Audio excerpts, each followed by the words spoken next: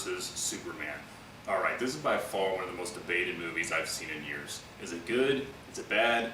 Why is there no middle ground with this film with people? I'm going to do my best to break it down, and as always, my reviews are spoiler free, so here we go. Let's start with the good things in this film.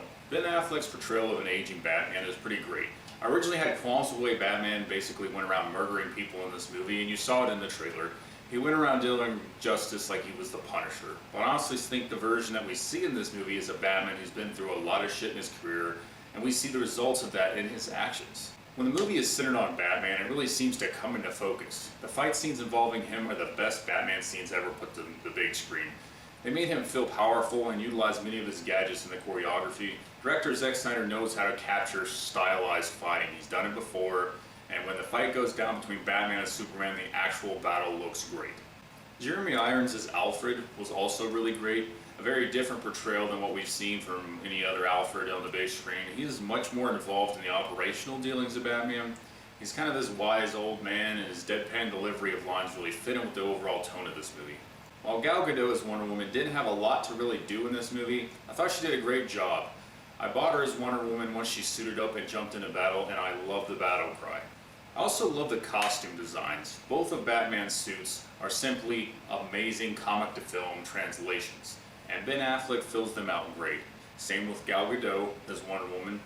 It takes the classic look and brings it into today with a great muted colors and a hard look. I really love the costume designs. I don't think I could come up with anything better than what we actually got. Alright, now we're moving on to some of the bad things. Alright.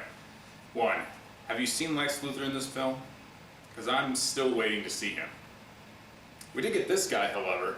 This weird conglomeration of Heath Ledger's Joker, Jim Carrey's Riddler, and Johnny Depp's Mad Hatter in a business suit. I think Jesse Eisenberg's a great actor. I loved him in Social Network. It was one of my favorite movies of 2010, but this was a horrible miscast as Lex Luthor. I knew it from the trailers, and the movie just confirmed what I always thought. Bad miscast. Didn't like it at all. 2. Once again, writers have no idea how to handle the character of Superman. Man of Steel did a decent enough job of capturing who he is on a surface level, but I really wanted them to expand on who he is as a character in this film. But not only did they fail to expand on it, they actually regressed his character to the point in which he was almost unrecognizable. He wasn't really a character in this movie as much as he was just a symbol. None of this was Henry Cavill's fault. It was still very disappointing. Doomsday was ridiculous. Not only did he look like the love child of Incredible Hulk and a cave troll from Lord of the Rings, his inclusion and introduction and everything else was just unnecessary.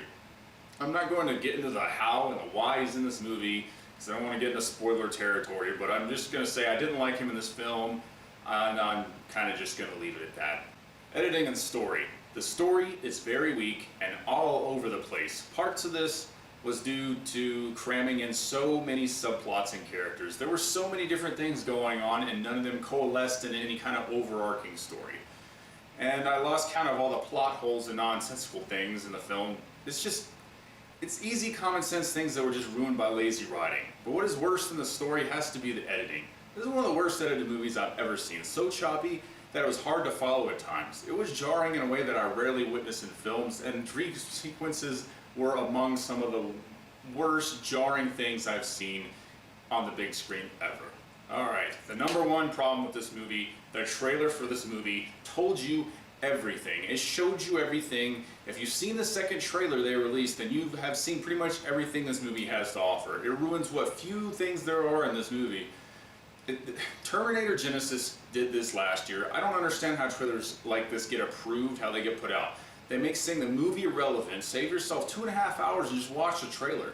This has been getting more and more common in movies, and it frustrates me to know, and that they release these trailers to try and get you into the seats, and then you go there and then you could have just watched the trailer and saved yourself the time. These trailers, I can't even articulate how frustrating it is that these trailers get put out, and whoever is doing this, whoever is like approving these trailers to just ruin movies, they need to check themselves. So there are many things I would change about this film, and most of it are just kind of minor changes, but it's a lot of them to the overall framework, because the skeleton of a good movie can be found while watching this. But there are just too many inconsistencies, lazy writing choices, choppy edits, poor character handling, in an overstuffed movie that is far too long for what is delivered to you. I'd like to talk more in depth about it, but I don't want to get into the spoiler territory. I'll just say that if they follow the Dark Knight Returns story by Frank Miller, it would have streamlined this movie in a much better film. But that's not what happened. Alright, so let's get to the score. There are bright spots in this dreary film, all of which come from the acting and cinematography. It's everything else that drags down the ship like an anchor towing the bottom of the ocean. Overall, this movie is getting a lot of undue hate because of the hype behind finally seeing Batman v Superman on the big screen. Whether DC likes it or not, Marvel is the frontrunner in superhero films, and this movie did nothing to change that perception. Marvel is the Pixar in this area, consistently nailing their movies by exploring subset genres within their universe. DC still has yet to play in the league of Marvel, and every one of the 12 Marvel studios that have been released so far are better than this movie. Even Fox has been delivering better superhero films. With X-Men Days of Future Past and now Deadpool, you got Apocalypse this year, which is probably going to be pretty good. I really hope DC can get on track because I'm rooting for them. But for this movie, for Batman vs. Superman, I'm giving 6 sad Afflecks out of 10. Cheer up, Ben. This time it's definitely not your fault.